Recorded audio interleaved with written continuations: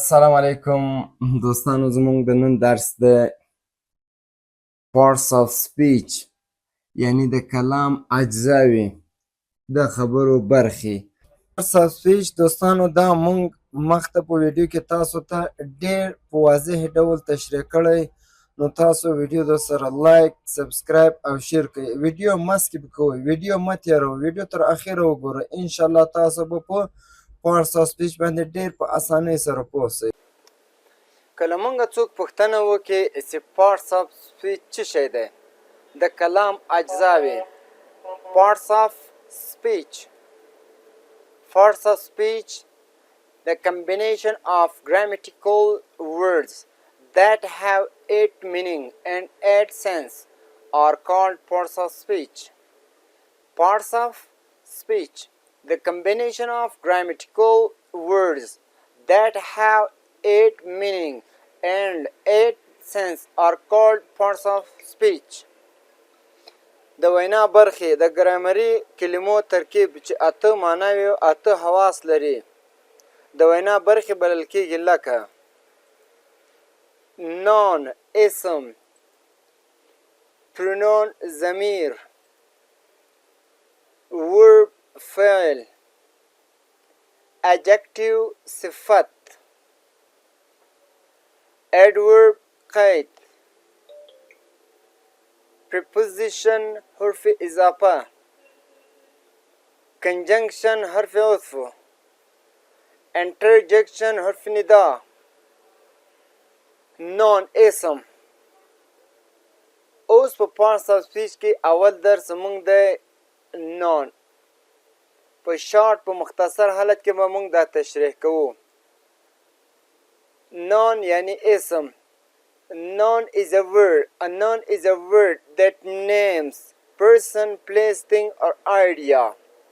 نوم د شخص، ځای، شی یا مفکورې نوم دی.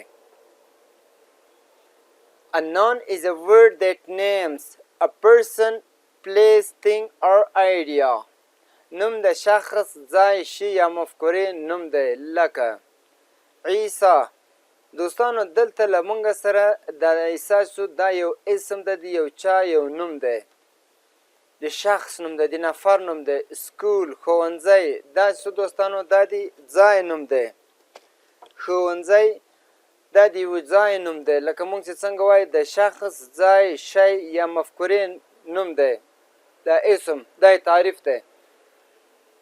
بوک دا یو شی دی له موږ سره. کتاب بوک یعنی کتاب دا هم له موږ سره اسم دی، د یوه شي نوم دی. فریډم ازادي، یو خیال، یو فکر. دا چې دوستانو دا له موږ سره nouns. replace a noun to avoid repetition. ضمیر د نوم پر ځای استعمالي، یعنی د نوم بار بار دورانیه، بار بار ریپیټیشن، یعنی بار بار موږ سره دا نوم دوران نسی، تکرار نسی، د بار بار تکرار مخه نیسي. لکه موږ چې وایو هی هغه، اوس دلته د یو چا نوم دی، د هغه نوم دی عیسی فرض یا علي.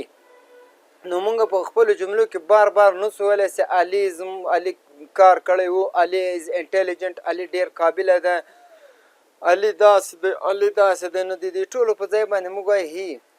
لکه موږ چې یو وار د چا نوم واخیست، بیا د هغه تکرار مخه د نیولو لپاره موږ چې کارو هی. هی یعنی هغه. شی هم هغه دوستانو دا د ښځو لپاره، د مونث لپاره کارول کېږي شي.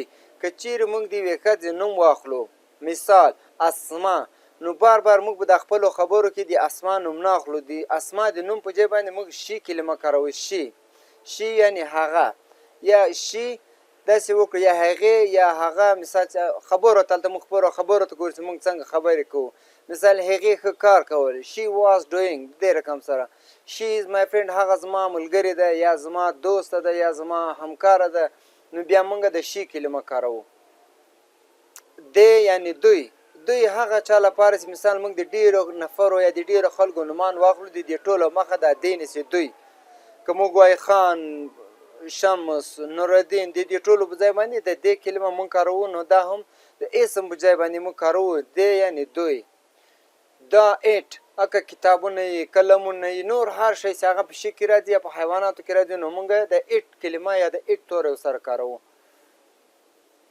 وی یعنی موږ.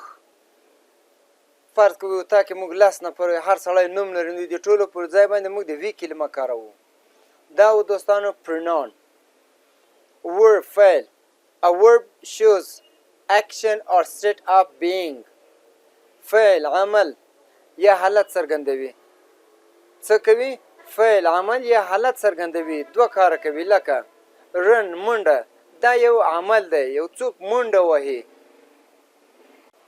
believe I believe in hard work زه په سخت کار باور لرم I believe in hard work زه په سخت کار باور لرم دا یو حالت موږ ته ښیي adjective صفت دا څه دی describes or gives more information about a noun adjective describes or gives more information about a noun د یو نوم په اړه نور معلومات تشریح کوي یا یې ورکوي لکه big لوی this is a big house دا یو لوی کور ده دلته دوستانو house له موږ سره یو اسم دی نون دی نو دا موږ د څه کوي نور زیات معلومات دي نون په باره کې یا د اسم په اړه موږ ته راکوي که موږ وایو this is house دا یو کور دی خو موږ دلته نور زیات معلومات پسې ترلاسه کوو موږ وایو this is a big house دا یو لوی کور دی blue ابي یو شي رنګ موږ ته ښیي چې څه رقم رنګ لري this blue cold یخ یو شی یخ ده ګرم ده غټ ده هر حالت موږ ته بیانوي happy خوشحال دوستانو دا له موږ سره adjectives صفت یعنی څه شی موږ ته کوي د یوه شي لکه موږ چې څنګه وایو this pen is blue دا قلم آبي رنګ لري پنځم له موږ سره د adverb یعنی قید an adverb describes a verb adjectives or another adverb an adverb describes a verb adjectives or another adverb قید فعل صفت یا بل قید تشریح کوي لکه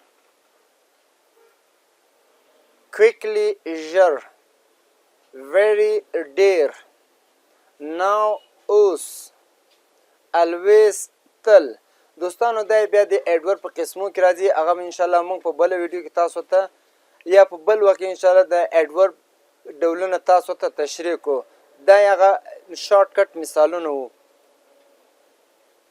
شپږم preposition حرف اضافه a preposition shows the relationship of a noun or pronoun to another word A preposition shows the relationship of a noun or pronoun to another word. حرف اضافه د اسم یا ضمیر او بلې کلمې ترمنځ اړیکه ښیي لکه څنګه اړیکه ښیي in under on with at مثال The book is کتاب دی که مونږ دغه preposition ونه لرو نو زمونږ ته معلومات نه کیږي مونږ بله جمله نسو سره یو ځای کولی حرف اضافه د اسم یا ضمیر او بلې کلمې ترمنځ اړیکه ښیي کار یې همدا دی څنګه The book is کتاب دی on the table په ټیبل باندې کتاب پر میز دی She is sitting with her friend She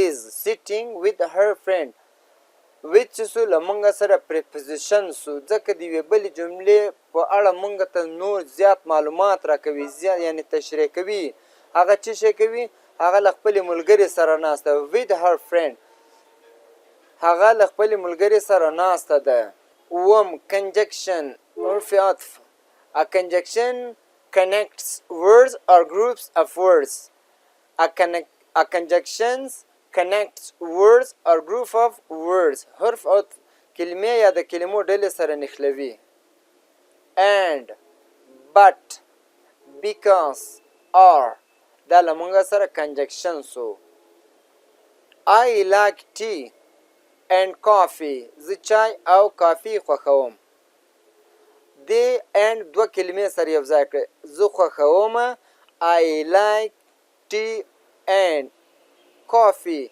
زه چای او دا او کلمه دوستانو له موږ سره کنجکشن ده یعنی یو زنځیر د دوه کلمې سره تړي. نو زه څه کوم؟ زه چای او کافي خوښوم.